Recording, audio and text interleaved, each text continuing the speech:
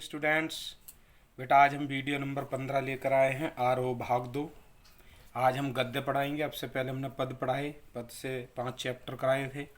आज हम गद्य लेकर चलेंगे, जिसमें पहला पार्ट है भक्तिन, जिसकी लेखिका है महादेवी वर्मा। बेटा इस चैप्टर को ज़रा ध्यान से सुनना, ध्यान से समझना। ये चैप्टर बहुत ही अच्छा है और इसके प्रश्नोत्तर जो बुक में दिए हैं वो आपको स्वयं लिखने हैं पाठ को समझते हुए। इसलिए मैं आपको शॉर्ट क्वेश्चन नहीं दूंगा। इस पाठ को हम अच्छी तरह पढ़ते हैं, समझते हैं और उसके बाद कुछ प्रश्न मैं दूंगा, लेकिन वो लिखने आपको होंगे। लिखने अब आपसे आ भी गए हैं, क्योंकि कक्षा 11 में आपने लिखना सीख लिया है। और आज हम इसकी सारांश को पढ़ेंगे, इसके सार को पढ़ेंगे ध्यानपूर्वक। ये मैंने शॉर्ट में लिखा हुआ है। आप पाठ्य पुस्तक में दिए गए चैप्टर को अच्छी प्रकार से आपको पढ़ना है, जिससे आपकी समझ में अच्छी तरह आ जाए और प्रश्नों के उत्तर आसानी से आप लिख पाएँ, परीक्षा में आने वाले प्रश्नोत्तर। ठीक है छात्रों, तो हम इस पाठ का सार पढ़ते हैं। सार संक्षेप में है, मुख्य पॉइंट लिखकर मैंने इसको आपको समझाया है। इसको ध्यानपूर्वक वीडियो को 1-2 बार देख लेंगे तो किसी भी प्रश्न का उत्तर आसानी से आप दे पाएंगे। ठीक है छात्रों, चलो अब हम शुरू करते हैं।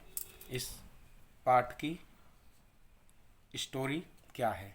इस पाठ की स्टोरी में एक महिला की कहानी है, जो महिला के इर्द गिर्द घूमती है। उसकी समस्या यानी उसके जीवन में आई हुई समस्या का वर्णन इसमें है। वो किस प्रकार से अपनी समस्याओं का सामना करती है और इससे हमें क्या प्रेरणा मिलती है, ये भी हमें बाद में इसमें विचार करना होगा। तो इस कहानी को हम शुरू करते हैं। ठीक है छात्रों, देखिए भक्तिन यानी एक भक्तिन नाम की महिला थी। तो भक्तिन का स्वरूप वर्णन यानी रूप, स्वरूप यानी उसका जो रूप था उसका वर्णन किया गया है। वो किस प्रकार की दिखती थी महिला। तो भक्तिन जो थी वो छोटे कद की थी तथा दुबले शरीर वाली स्त्री थी, पतली थी। उसके अधर पतले थे, अधर यानी होठ पतले थे। आंखें छोटी थीं। वह गले में कंठी माला पहनती थी। उसका नाम रियल में लक्ष्मी था। ठीक है छात्रों, किंतु उसने अपनी स्वामिनी से प्रार्थना की थी कि उसके नाम का प्रयोग ना किया जाए। यानी जहाँ पर वो नौकरी करने गई थी महिला, उसने मालकिन से कहा कि आप मेरा लक्ष्मी नाम से ना पुकारे मुझे। लक्ष्मी नाम मुझे कुछ यादें दिलाता है और ऐसी उसने बहुत सारी इच्छाएं रखी थी। तो इसलिए उसने लक्ष्मी ना कहकर उसका नाम भक्तिन रख दिया था, जो इसकी लेखिका हैं।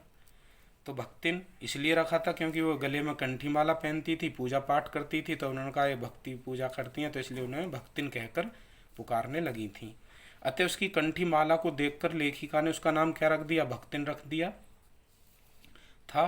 वह अहीर कुल में पैदा हुई थी। अहीर एक जाति होती है। अहीर कुल में पैदा हुई थी। सेवा धर्म में वह हनुमान जी से स्पर्धा करती थी। यानी वो सेवा में मान के चलती थी। जैसे श्री राम के भक्त कौन थे, हनुमान जी। तो वो चाहती थी कि मैं भी हनुमान जी के ही बराबर सेवा भाव रखूं, जो मेरी भी गिनती हनुमान जी के इक्वल की जाए। तो अब देखिए हम इनकी बात करते हैं। इनके जीवन की कथा 4 अनुच्छेद में है, जो मैंने यहाँ पर लिखी है, यानी 4 पार्ट में है। तो पहला अनुच्छेद की बात करते हैं। देखिए भक्तिन के जीवन का पहला परिच्छेद, बहुत ध्यान से सुनना, समझना इसको। तो पहले परिच्छेद में क्या है, ऐतिहासिक झूसी गांव था। एक गांव में एक अहीर की इकलौती बेटी है। ये जो महिला थी अपने जीवन के बारे में लिखी हुई है उनके। यानी कौन से गांव की थी ये महिला, भक्तिन। झूजी गांव में एक अहीर व्यक्ति था, उसकी इकलौती बेटी थी, यानी इकलौती संतान लक्ष्मण। यानी नाम क्या था इसका, लक्ष्मी था, लेकिन इसे भक्तिन रखा गया बाद में। का पालन पोषण उसकी सौतेली माँ ने किया था। अब आप समझ गए होंगे, यानी उसके जो पालन पोषण किया था सौतेली माँ, यानी उसकी माँ मर चुकी थी भक्तिन की। 5 वर्ष की उम्र में ही इस कन्या का विवाह हंडिया ग्राम के एक गोपालक के छोटे पुत्र के साथ हो गया था। यानी कहने का मतलब है इनकी शादी कब हुई थी, 5 वर्ष की आयु में विवाह कर दिया गया। अब क्या हुआ, 9 वर्ष की उम्र में इनका गौना हो गया। यानी पहले क्या होता था, बचपन में शादी हो जाया करती थी, उसके बाद जब 18 या 20 एज हो जाती थी तब उसके बाद गौना किया जाता था और शादी पहले ही तय कर दी जाती थी। ऐसा आप सीरियल्स वगैरह देखते होंगे, बहुत सारे उसमें आते हैं। तो पहले ऐसे बहुत यानी अंधविश्वास था कि वो इस तरीके से शादी ब्याह और जल्दी कर देते थे छोटी उम्र में ही। तो 9 वर्ष की उम्र में इनका गौना हुआ भक्तिन का।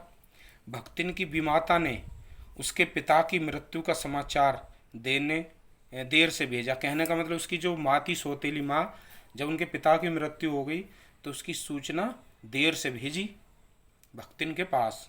कहाँ? उसके ससुराल।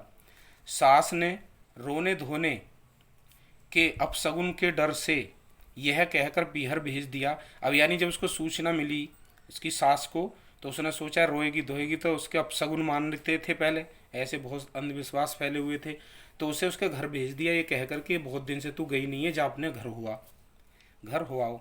तो बहुत दिनों से गई नहीं थी, इसलिए अब घर पर विमाता का कटु व्यवहार देखकर वह बिना पानी पिए ही वापस लौट आई। यानी वह वापस ही लौट आई, क्योंकि उसका मान सम्मान नहीं किया, क्योंकि वो गैर पराई मानती थी उसे। उसने अपने पिता की मृत्यु का दुख पति के सम्मुख प्रकट किया। अब उसने अपने पति से बताई ये सारी बात, अपने पिता के मृत्यु की। अब देखिए, ये तो पहला पार्ट था। यह आपको बुक के अंदर पढ़ना, बहुत सारी बातें लिखी मिलेंगी, ये तो मैंने संक्षेप में लिखा है, मुख्य मुख्य बातें। अब देखिए इसके बाद दूसरा परिच्छेद चलता है, यानी मैंने मुख्य बातें लिखी हैं उस महिला के जीवन में मुख्य क्या क्या घटनाएं घटी।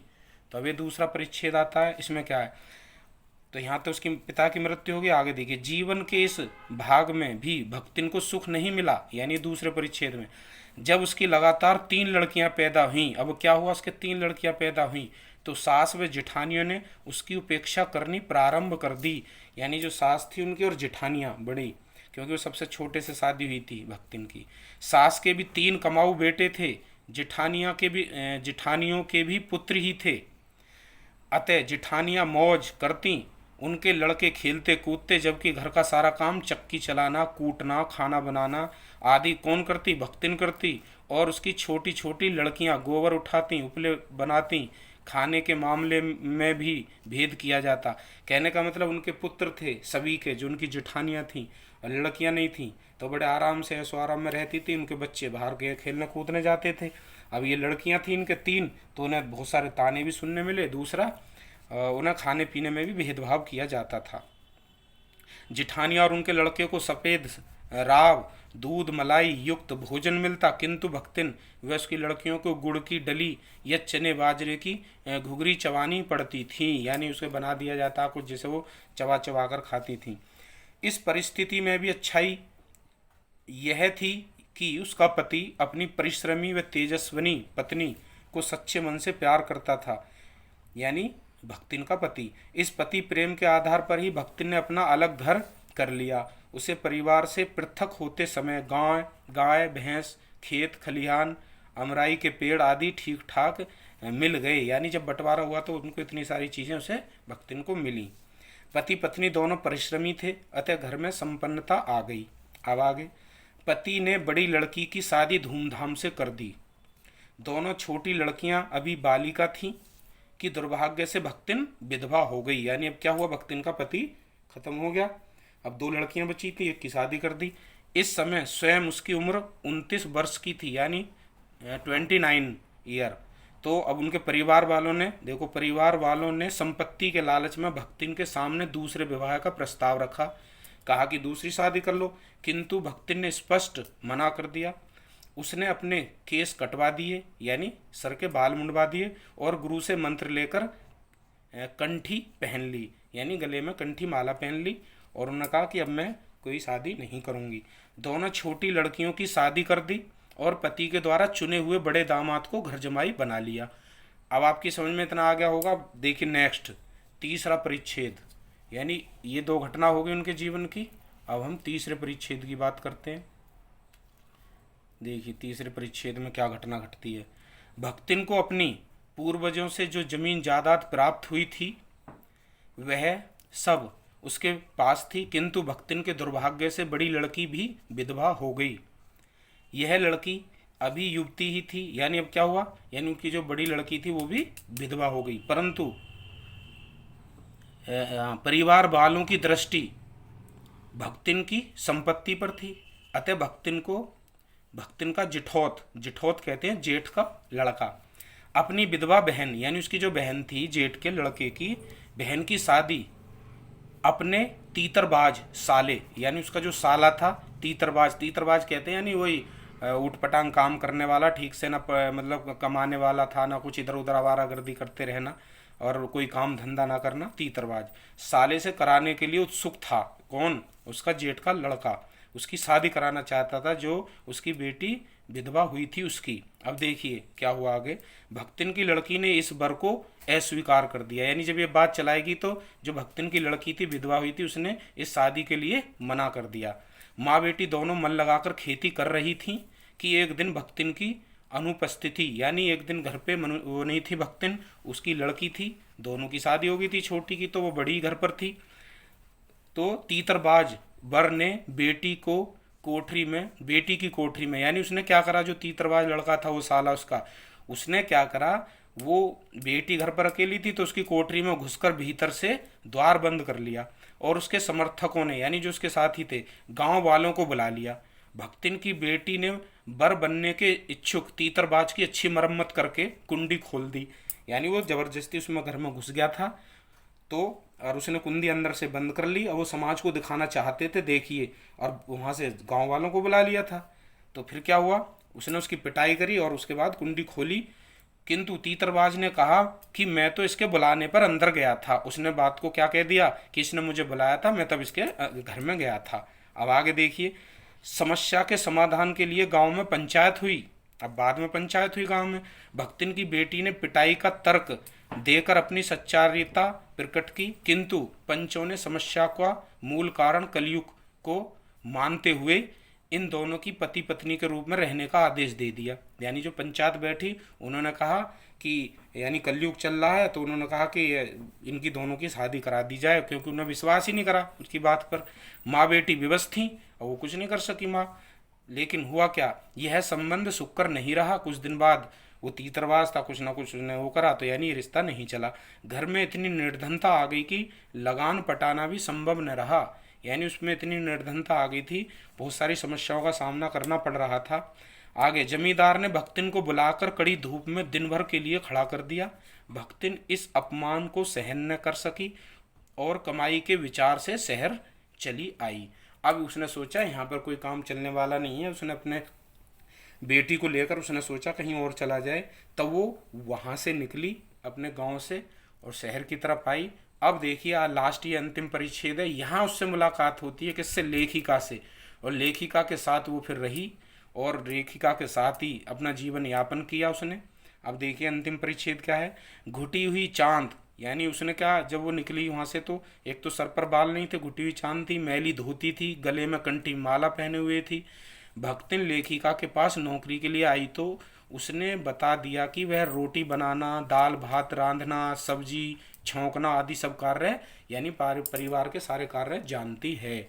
अब देखिए बेटा, ये आपकी समझ में आ गया होगा। इसमें बहुत सारे क्वेश्चन उठेंगे आपके दिमाग में, तो आपको उन्हें समझना है और उससे पॉजिटिव इसके विचार लेने हैं, और समाज की जो ये कुरीतियाँ थी क्या सही थी, क्या इनमें परिवर्तन होना चाहिए, आज भी समाज में ऐसा होता, क्या उचित है ये सब समाज में जो हो रहा है। तो ये पार्ट आपकी समझ में आ गया होगा और आप इसको अच्छी प्रकार से पुस्तक में पढ़ना, एक दो बार वीडियो को सुनना ध्यान से। नेक्स्ट वीडियो में इसी से संबंधित कुछ और बातें करेंगे, भक्तिन के बारे में, प्रश्नोत्तर नहीं, केवल भक्तिन के बारे में कुछ जानकारी प्राप्त करेंगे, कुछ और बातें करेंगे। इसी चैप्टर के अंदर से मैं निकाल कर लाऊंगा, कुछ क्वेश्चन दूंगा जिसमें आपको लिखना अपने विचार। ठीक है छात्रों, वीडियो लंबा हो रहा है, इसलिए वीडियो लंबा होने के कारण इस वीडियो को यहीं पर रोकते हैं हम, और अब वीडियो नंबर 16 में आपके सामने फिर दोबारा मिलेंगे। ठीक है छात्रों, वीडियो देखने के लिए, सुनने के लिए आपका बहुत बहुत धन्यवाद।